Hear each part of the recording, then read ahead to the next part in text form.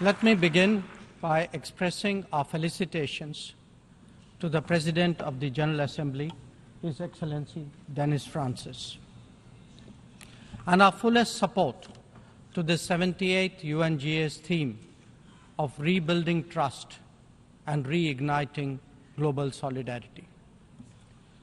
This is an occasion to take stock of our achievements and challenges, even while sharing our aspirations and goals. And indeed, in regard to both, there is much that India has to share. Mr. President, the world is witnessing an exceptional period of turmoil.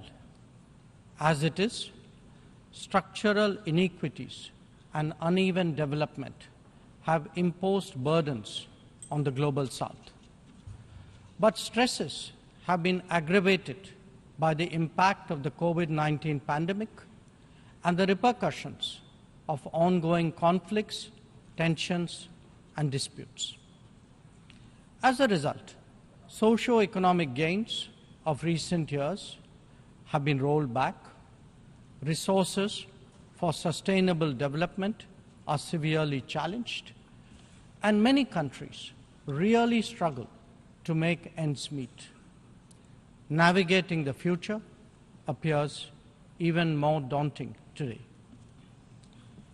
At this juncture, it was with a sense of exceptional responsibility that India took up the presidency of the G20. Our vision of one Earth, one family, one future sought to focus on the key concerns of the many, not just the narrow interests of a few. In the words of Prime Minister Narendra Modi, it was to bridge divides, dismantle barriers, and sow seeds of collaboration that nourish a world where unity prevails over discord and where shared destiny eclipses isolation. The New Delhi G20 Leaders' Declaration articulates our collective ability to do so. Excellencies, friends, at a time when East-West polarization is so sharp and the North-South divide so deep, the New Delhi Summit also affirms that diplomacy and dialogue are the only effective solutions. The international order is diverse, and we must cater for divergences, if not differences. The days when a few nations set the agenda and expected others to fall in line are over. As the United Nations itself symbolizes, finding common ground is an imperative. To listen to others and to respect their viewpoints, this is not weakness, it is the basics of cooperation. Only then can collective efforts on global issues be successful. Recognizing that growth and development must focus on the most vulnerable, we began the G20 presidency by convening the Voice of the Global South Summit. This enabled us to hear directly from 125 nations and place their concerns on the G20 agenda. As a consequence, issues which deserve global attention got a fair hearing. More than that, the deliberations produce outcomes that have great significance for the international community. Mr. President, it was also noteworthy that at India's initiative, the African Union was admitted as a permanent member of the G20. By doing so, we gave voice to an entire continent which has long been its due. This significant step in reform should inspire the United Nations, a much older organization, to also make the Security Council contemporary. Broad representation is, after all, a prerequisite for both effectiveness and credibility. The outcomes of the New Delhi G20 summit will surely resonate for years ahead. Among them is an action plan for sustainable development goals, a crucial need of the day. Equally important are the high principles of lifestyle for environment, and the Green Development Pact as they shape our approach to our planet's future. The transformative role of digital public infrastructure has also finally been recognized, as the salience of women-led development in building an inclusive and progressive society. The reform of international financial institutions has been given due weight, as has the resolution of debt vulnerabilities. Friends, the New Delhi G20 outcomes are expressed both as larger policies and as specific initiatives. They could be about building cities for tomorrow, or fighting corruption, eliminating hunger, or delivering quality education, ending plastic pollution, or preserving the ocean-based economy, or for that matter, enhancing food security, or even mapping global skills. Some address long-standing issues like gender divide and climate action. Others focus on new concerns such as responsible harnessing of artificial intelligence. All in all, we have placed for the world's consideration a set of actionable propositions, constructive solutions, and new directions. Even as we encourage collective endeavors, India also seeks to promote cooperation with diverse partners. From the era of non-alignment, we have now evolved to that of Vishwa Mitra, a friend to the world. This is reflected in our ability and willingness to engage with a broad range of nations, and where necessary, harmonize interests. It is visible in the rapid growth of the Quad, a mechanism today so relevant to the Indo-Pacific. It is equally apparent in the expansion of the BRICS grouping of independent-minded nations, or in fact, the emergence of the I2U2 combination. Recently, we hosted the creation of the India-Middle East-Europe Economic Corridor, IMEC. The forging of the Global Biofuels Alliance was another notable development. This willingness to work in an open-minded manner on specific domains is now a defining characteristic of the emerging multipolar order. Mr. President, all nations pursue their national interests. We, in India, have never seen that as being in contradiction with global good. When we aspire to be a leading power, this is not for self-aggrandizement, but to take on greater responsibility and make more contributions.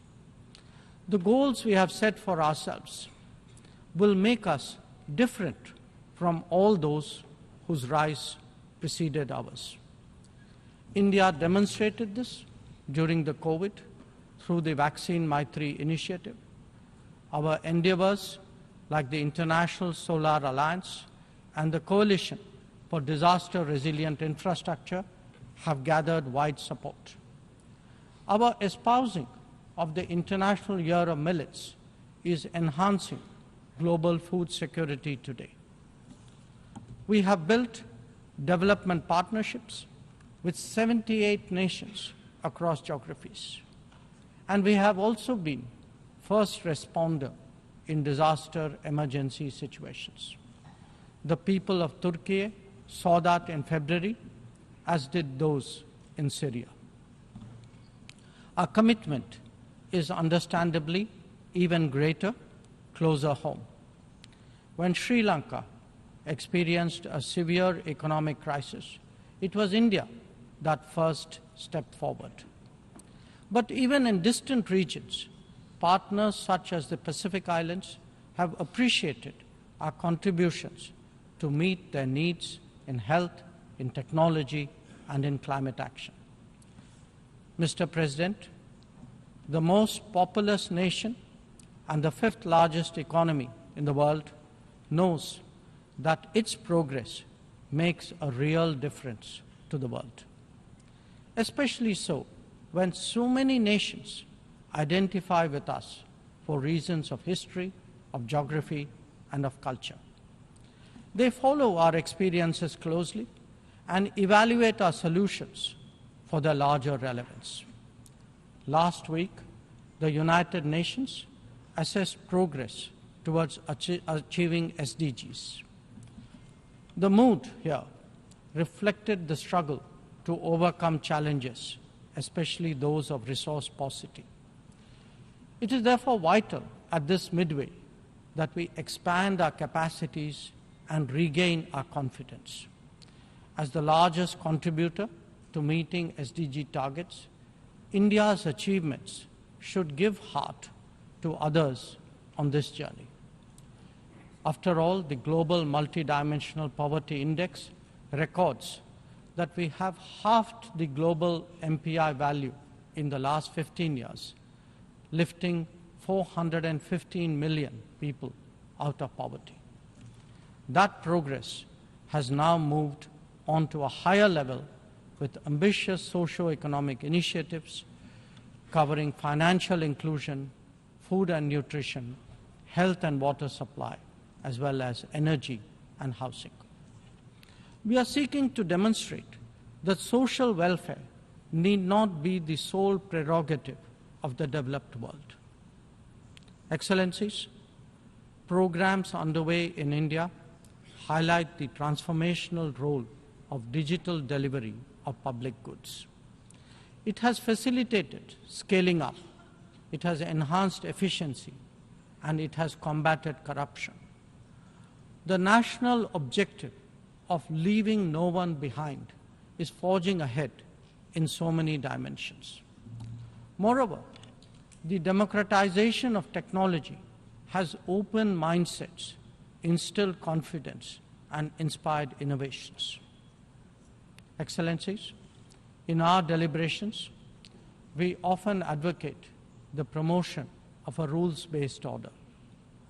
From time to time, respect for the UN Charter is also invoked. But for all the talk, it is still a few nations who shape the agenda and seek to define the norms.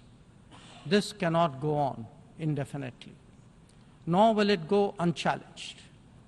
A fair, equitable, and democratic order will surely emerge once we all put our minds to it. And for a start, that means ensuring that rule makers do not subjugate rule takers. After all, rules will work only when they apply equally to all. Mr. President, we must never again allow an injustice like vaccine apartheid to recur.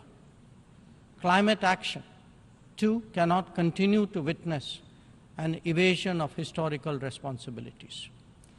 The power of markets should not be utilized to steer food and energy from the needy to the wealthy.